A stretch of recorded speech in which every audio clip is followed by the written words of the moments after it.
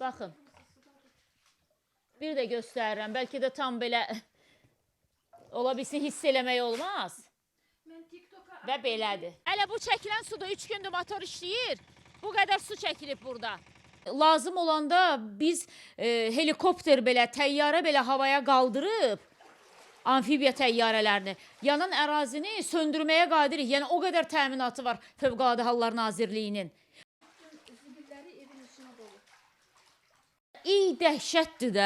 Demək mümkün deyil də necədirsə buranın rütubəti. Suyun damcılarına baxın.